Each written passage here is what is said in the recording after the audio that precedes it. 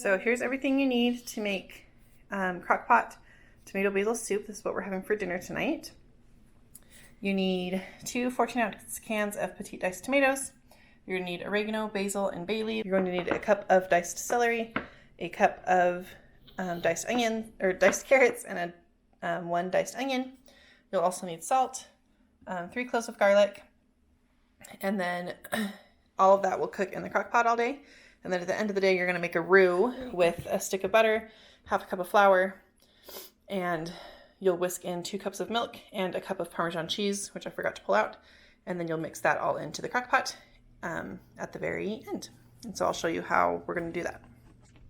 So here I am chopping up the celery to go into the soup. I like to have these veggies just prepped and ready to go. That way any of us can snack on them, take them in lunches, and it was just super easy to then prep them for this meal. They don't need to be too small because I will use my immersion blender on this soup, and so everything will get all smoothed out, so I didn't worry too much about how big or even my chunks were.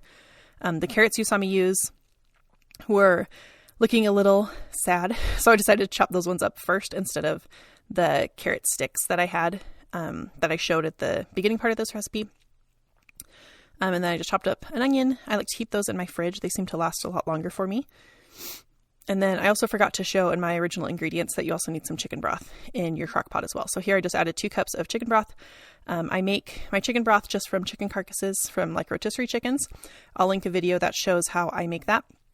And then I just freeze it in 2-cup portions and then just keep it in bags in my freezer. I use super cubes to freeze it in those portions, and I can link those for you guys as well. And after I got all of the stuff put together, I just put it in the crock pot on low for 7 hours. Once it had cooked for 7 hours, I used my immersion blender just to kind of blend up all of the veggies. And then I put together my roux. So I added the butter, the flour, the milk, and the Parmesan cheese, whisked that together until it was nice and thick, and then added it into the tomato and vegetable mixture. And then I just used my immersion blender again to kind of whisk that and get it all together into a consistency that I wanted. And then we just plated it that night. We served it with grilled cheese. It's also really good with croutons on top, or goldfish crackers or oyster crackers, a little bit more Parmesan cheese if you want it. And this is one of our family's favorite soups. So tonight for dinner, we're having chicken pot pie. I went through and chopped up carrots, celery, onions, and potatoes, cooked those a little bit to get them just a little bit soft. And then over here, I'm working on the sauce. This has chicken broth and milk, 3 cups of chicken broth, 2 cups of milk. And I mixed that into a roux of 4 tablespoons of butter and a half cup of flour. So once this thickens up, I'll add the veggies and my pre-cooked shredded chicken into the sauce to get it all mixed up together. This is one of my family's favorite meals, and it is so easy. This recipe that I was using makes enough filling for 2 pies, and my family only really needs 1 pie, and it feeds us for 2 meals.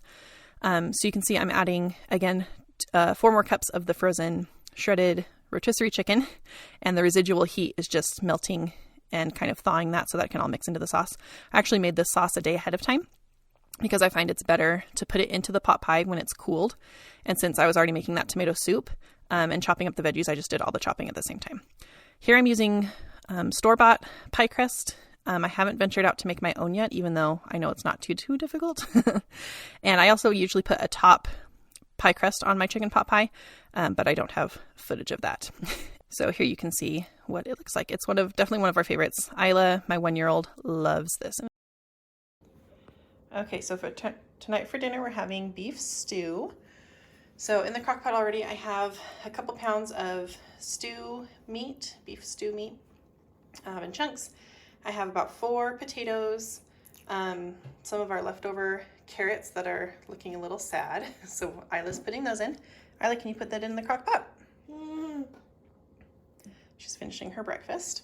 We also have an onion in there, 2 bay leaves, a little bit of thyme, a 6-ounce can of tomato paste, 2 cups of beef broth, and we'll put this in the crock pot on low for about 8 to 10 hours. So actually I just double checked the time, and we're actually going to put this on high for 6 to 7 hours, and then I'll switch it to low until it's time for dinner. Good job, Isla. Oh. We're also going to be having some rolls.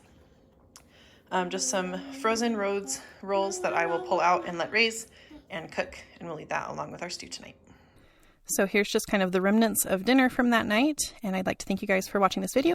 If you liked it or want more videos like it, please give me a thumbs up, and I'll see you guys next week. Bye!